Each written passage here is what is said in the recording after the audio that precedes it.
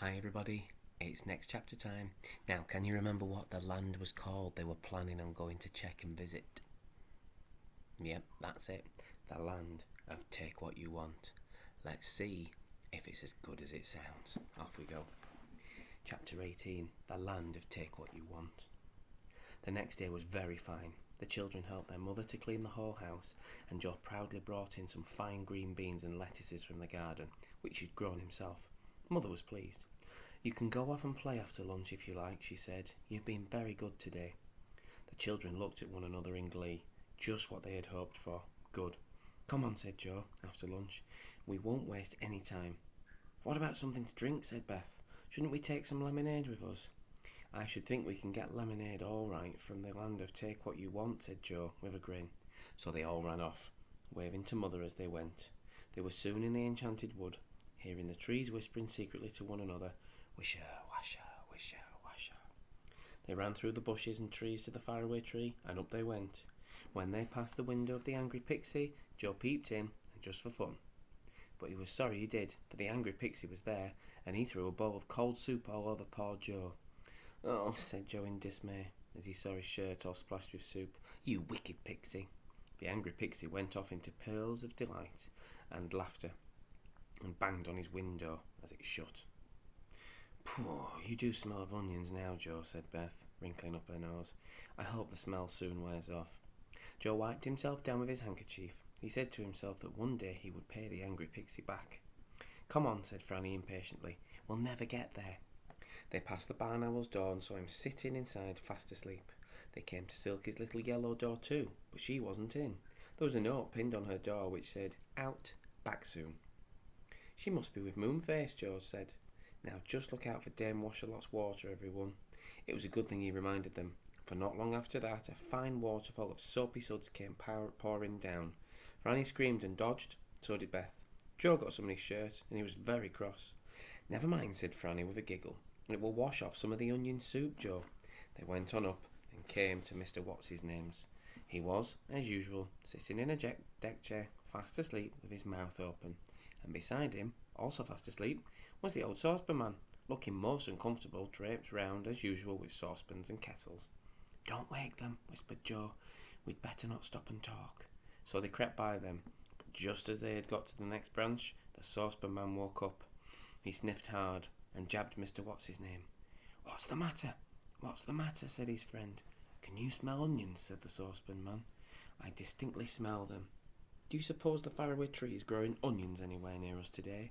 I love onion soup." Joe and the girls laughed until they cried. "It's the onion soup on your shirt that the saucepan man smelt," said Beth. "My goodness, they'll spend all the afternoon looking for onions growing on the faraway tree." They left the two funny old men and went climbing up, and they got nicely caught by Dame Washerlot's second lot of water. She was doing a great deal of washing that day, and she emptied a big wash-tub down just as the three children were nearly underneath. Slishy sloshy, slishy sloshy, slishy sloshy. The water came pouring down and soaked all the children.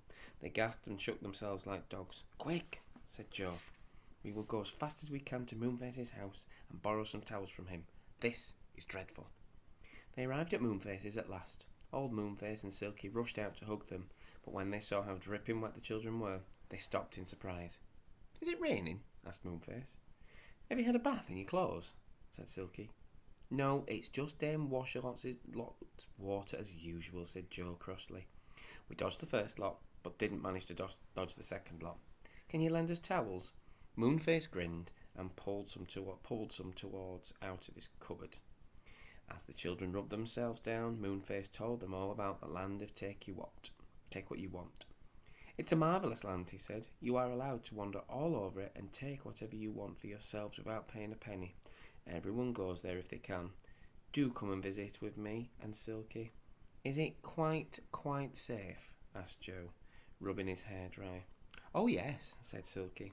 "The only thing is, we must be careful not to stay there too long, in case it leaves the faraway tree and we can't get down. But Moonface says he will sit by the ladder and give a loud whistle if he sees any sign of the land moving away." "Good," said Joe. "Well, there are plenty of things we need, so let's go now, shall we?" They all climbed up the topmost branch to the great white cloud. The ladder led through the hole as usual to the land above. One by one they climbed it and stood in the strange country above the magic cloud. It was indeed strange. It was simply crowded with things and people. It was quite difficult to move about. Animals of all kinds wandered here and there. Sacks of all sorts of things, from gold to potatoes, stood about. Stalls of the most wonderful vegetables and fruit were everywhere, and even such things as chairs and tables were to be found waiting for anyone to take them. "Good gracious," said Joe. "Can we really take anything we want?" "Anything," said Moonface, settling himself down by the ladder in the cloud. "Look at those gnomes over there. They mean to take all the gold that they can find." The children looked where Moonface was pointing. Sure enough, there were 4 gnomes, hauling at all the sacks of gold in sight. One by one they staggered off to the ladder with them and disappeared down to the faraway tree. Other fairy folk hunted for different things they wanted: dresses, coats, shoes, singing birds, pictures, all kinds of things.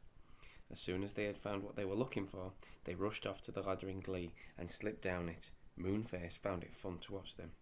The others wandered off, looking at everything in surprise. "Do you want a nice fat lion, Joe?" asked Silky, as a large lion wandered by and licked Silky's hand. "No, thank you," said Joe at once. "Well, what about a giraffe?" said Silky. "I believe they make fine pets." "You believe wrong then," said Beth, as a tall giraffe galloped past like a giant rocking horse. "Nobody in their right mind would choose a giraffe as a pet." "Oh, look," cried Franny, as she came to a shop in which stood a great many large and beautiful clocks. "Do let's take a clock back home." "No, thank you," said Joe. "We know what we want, and we'll take that and nothing else."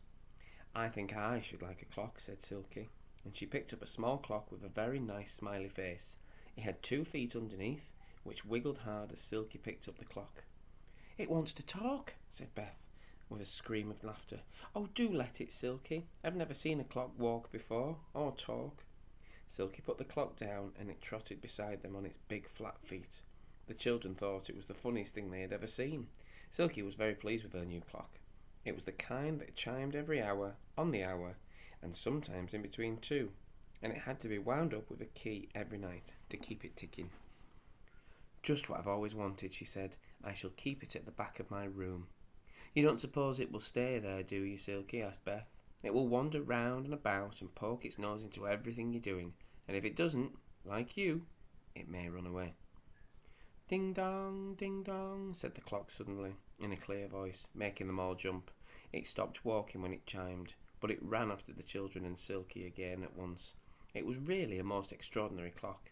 "Now we really must look for what we want," said Joe. "Are those hens over there, Beth?" "Yes, they are," said Beth. "Good. Come along and we'll get them. Oh, this is a really lovely land. I am glad we came. What fun it will be getting everything we want. I do wonder what Mother will say when we get home." Sounds like a pretty safe land so far. I wonder if things are going to happen tomorrow. I'll see you then to find out. Bye.